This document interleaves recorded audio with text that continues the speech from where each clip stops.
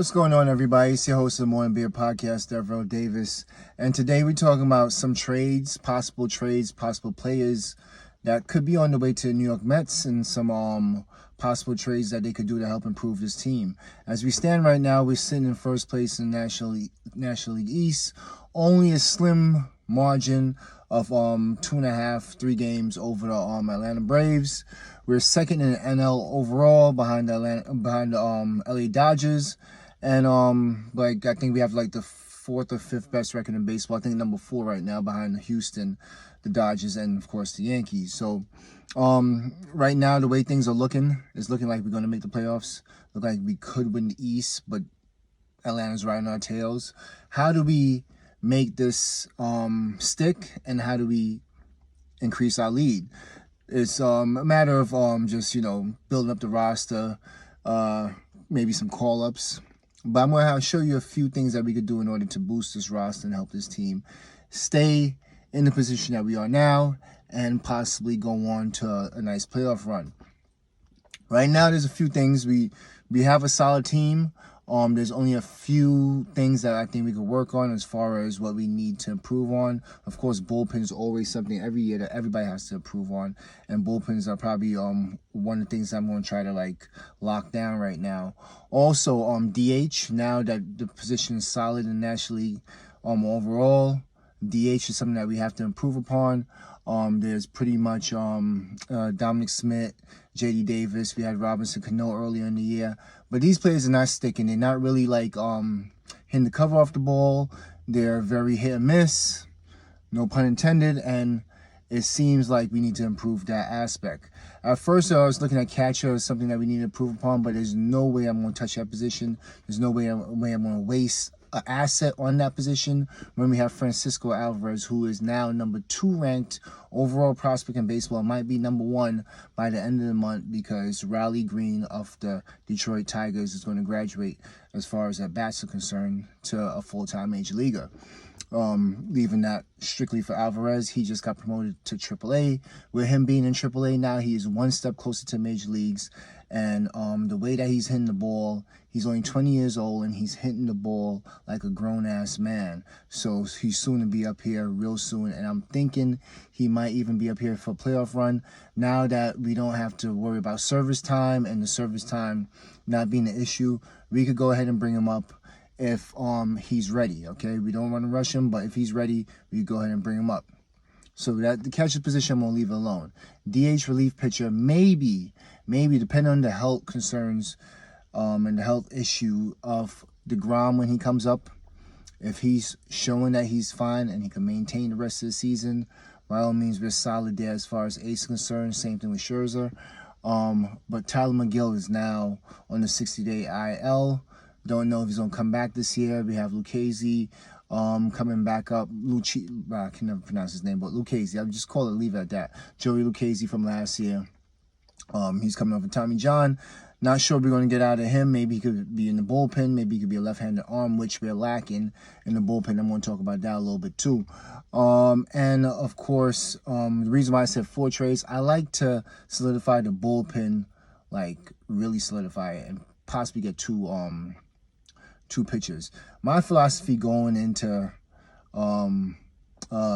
any type of trade deadline is to go ahead and get a stud reliever, and maybe not a reclamation project, but more so somebody that's not having a typical season, and maybe a change of scenery in the middle of the year could change, and maybe dealing with a different pitching coach could change them for the better. And I have a few candidates there for that. And we've seen 2 of them this last series with Cincinnati. All right, so we're going to move on to some of the trades that we can make. Now that you know the positions that I want to touch on, these are some of the trades we can make. Now, you know some of the names. I heard a name recently brought up, and because we were in Cincinnati, Joey Votto's name. I would like that if Joey Votto was having the season that he had last year when he had 36 home runs, and his OPS was around 900, was actually over 900, and his on-base percentage was 375. Not happening. He's 38 years old. There's no way I think a trade's going to necessarily turn him up. It might just turn him down because he's been on Cincinnati he's already down, but it might turn him down more. He might just flatline. He's been in Cincinnati his whole life, 16 years, and I just don't think it's time to make that trade with Joey Votto. I know he might be wanting to chase a ring right now, but I'm going to leave that one alone. So we're going to go ahead. I'm going to show you the candidates that I want for the DH position. Now at DH, and one thing before we even get into trades, I'm sitting in a hot-ass car, so might be sweating. Don't want to turn the AC on because we got to hear the video. So it's July, sitting in the heat.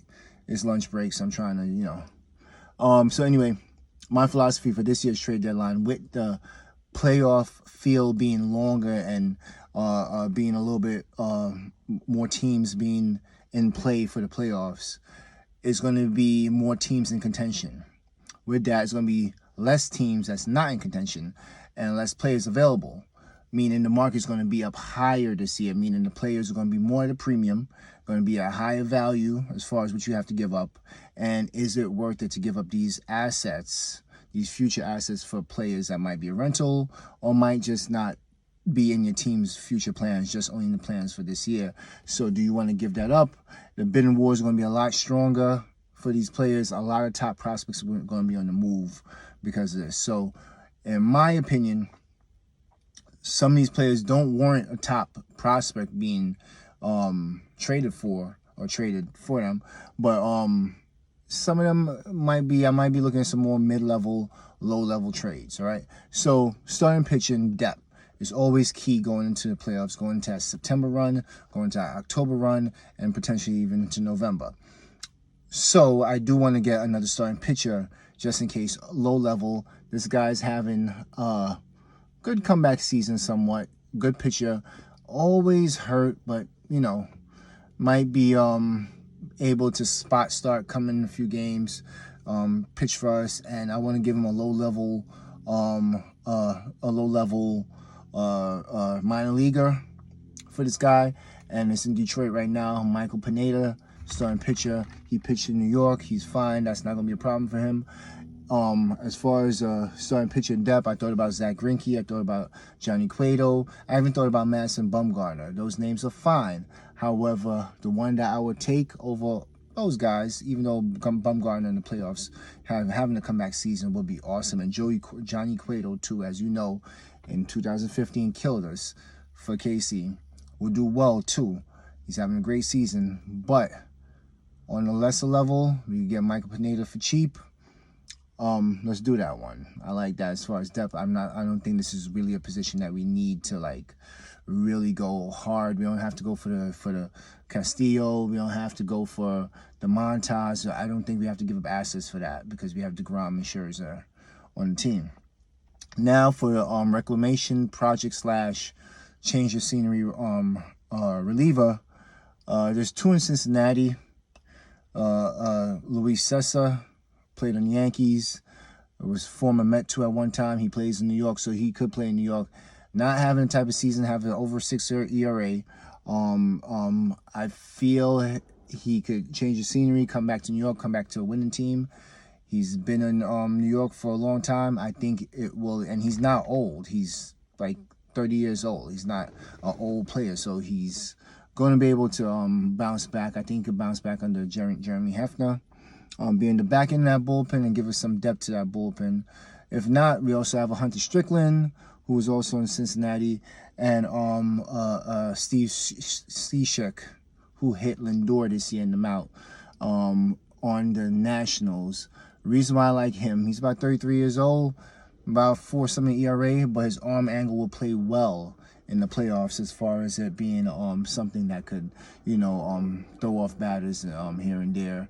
Good change of pace coming from a lower angle. He's a side armor. So I would venture into Cessa, Cishek type of categories as far as a low end, and you could give him a low end minor leaguer for that type of player. So right now we get 2 players already: Pineda from Detroit and Luis Cessa from either Cincinnati or Cishek from Washington, and we didn't give up the farm yet so far.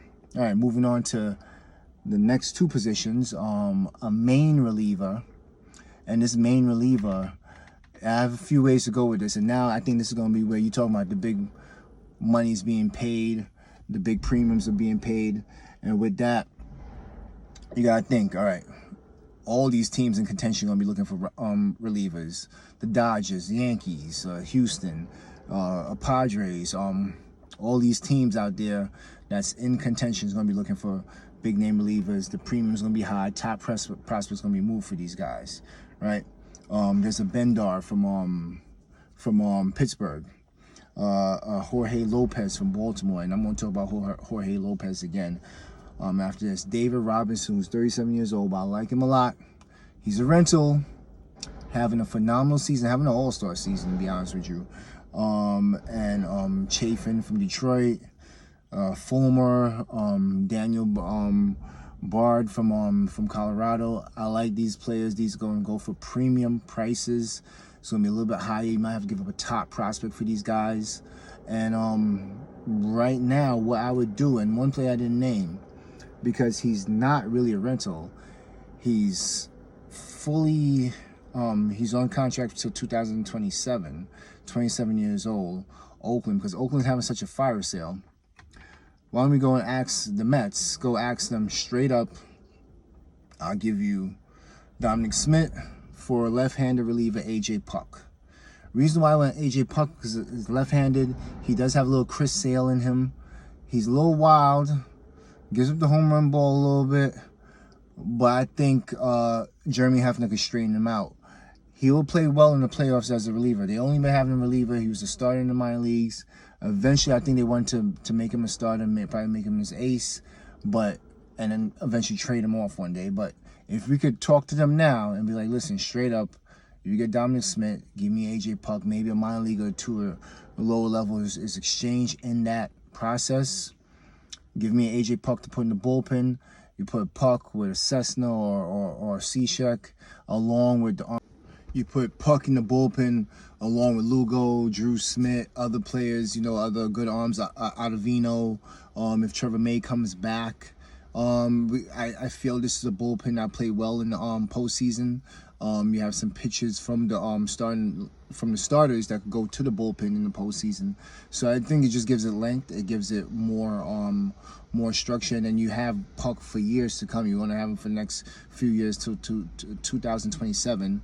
When he's a free agent, and with that you could give up straight up Smith.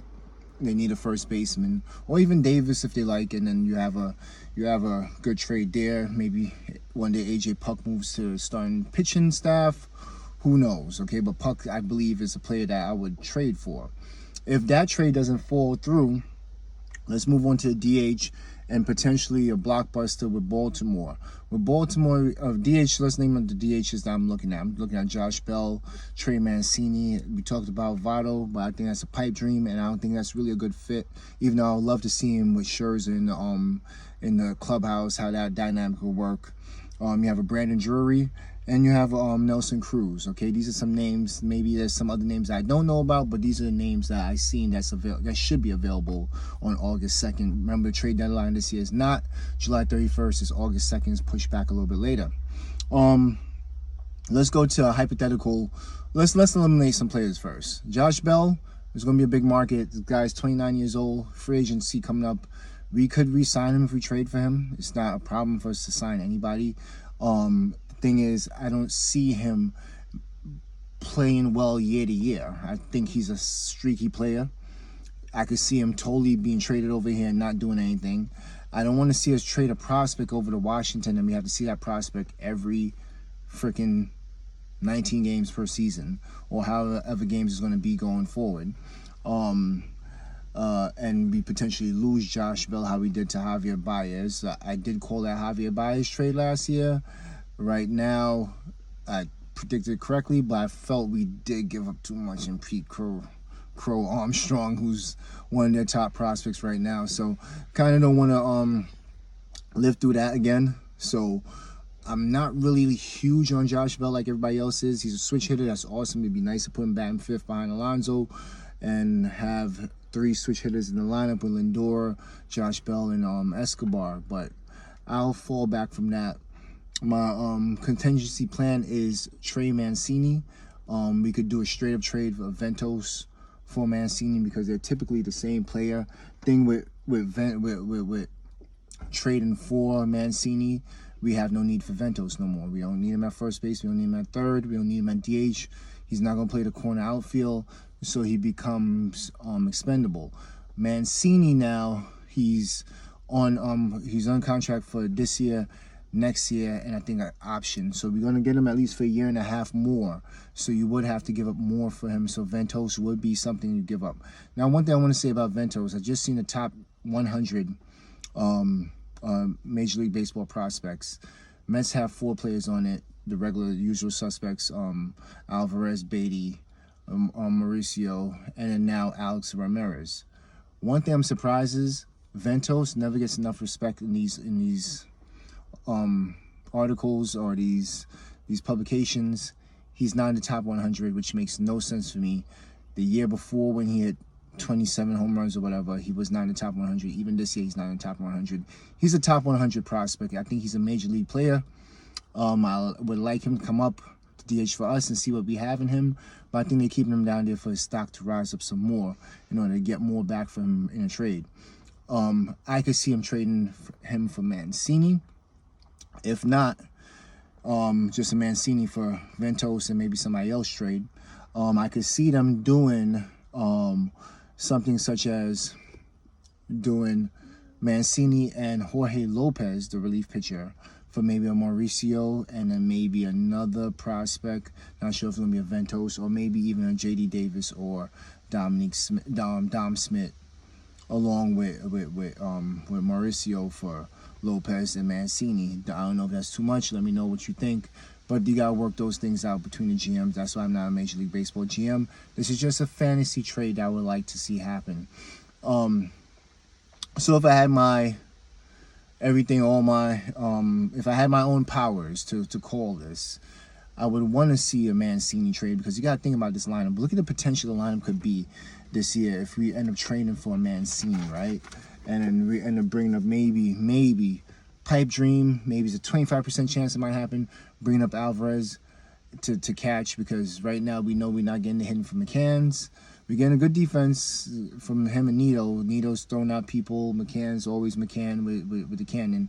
But imagine if we brought up Alvarez. You'll be having Alvarez at catcher, Alonso at first, McNeil and Guillorme at second. Maybe to keep Guillorme there, who knows. Escobar at third base. Lindor at shortstop. Right field's going to be Marte, center field Nemo. Left field's going to be a mixture of McNeil and Canna and DH Mancini. The lineup will look like this. Batting leadoff is Nemo. Batting second, Marte. Batting third, Lindor. Batting fourth, Alonso. Batting fifth, Mancini. Sixth is going to be McNeil. Seven is Escobar. 8 is a mixture of Canna and Guillorme. And 9 is going to be Francisco Alvarez. I mean, how are you going to picture that in the playoffs? That's going to be an awesome, dynamic team right there. So, if we do a Mancini trade, I like it. If we strengthen up the DH position, we strengthen up the bullpen a lot. I'm tired of losing these games for some BS. You know, I want some veterans' hands in the bullpen, coming out the bullpen. I want a backup or a backup plan if one of our pitchers get hurt in Michael Pineda. You know, it's just, I see these moves being what championship teams make in order to stay relevant throughout the season and make a championship run. Am I being cheap? Maybe yes, but I don't want to give up the assets if I don't have to give up the assets. If I could get a better option, if I don't have to go and pay the premium for David Robertson, or if I don't have to go pay the premium for Bendor or you know, Chafin or whatever, I'm fine with that. If I had to pay the premium for Luis Castillo, I don't want to do that right now, because we don't have to do that. Now, also, if the DH position don't work out with Mancini, if we don't get Mancini on the cheap, we could also go ahead and go give a low-level prospect for Nelson Cruz. Maybe Nelson Cruz, maybe a Steve Cishek in that same trade, maybe 2 low-level prospects for those two and put them on a team. That could probably flip Nelson Cruz back into Nelson Cruz mode, and he, you know, finally starts hitting again this season. You know, so it'd be good for a run. Let me know what you think, if you feel that these are some trades that you would make. or some trades you see Billy Epler making down the line. If you think these are winning trades, if you have better options, better trades, and who you'll give up for these players, go ahead and let me know. But right now, Pineda, low-level prospect, Sessa for low-level prospect, Mancini for Ventos, and AJ Puck for either Davis or Smith and another player. And I feel we could win with that. All right, that was just a quick video. Well, not too quick, it's almost 20 minutes long, but it's just a video on who I believe the Mets could trade for and what they should trade for in order to stay winning, in order to make a playoff run. Like I said last year, I was right about the Javier Baez, even though the results as far as the team wasn't good enough, and as far as who we gave up, not really satisfied with, with the results. But hopefully this is a trade that some trades that could get us over the hump this year. We got a good manager, we got a good team, we got a winning type style of baseball. These players getting DeGrom back, we got Scherzer back, we getting hopefully McGill back, and hopefully Trevor May, and then those are like trade deadline moves too. So let's knock on wood, and hopefully we keep this train running, and we keep this lead. Definitely by August 2nd, I'll have some more videos on trade possibilities and who could go and this and that, and I'll talk to you later. I'm your host of Morning Beer Podcast, Devereaux Davis. Oh, also, if you're interested in true crimes, murders, mystery, conspiracy, and the paranormal, I have a podcast on Spotify. It's called MMCP. You go ahead and listen to it. There's three episodes so far, 3 episodes deep. I did one today again on this one's on Stowe Cemetery in Kansas, and also the Georgia Guidestones in Georgia. So if you're into that type of thing, I know some Mets fans might be into true crime and stuff like that. Go ahead and listen to that podcast too. It's on Spotify. It's going to be on Apple Podcasts also, and look out for that. It's called MMCP. I'm going to have it down in the description below. I'm your host of Morning Beer Podcast, Devereaux Davis. Talk to you later. Peace.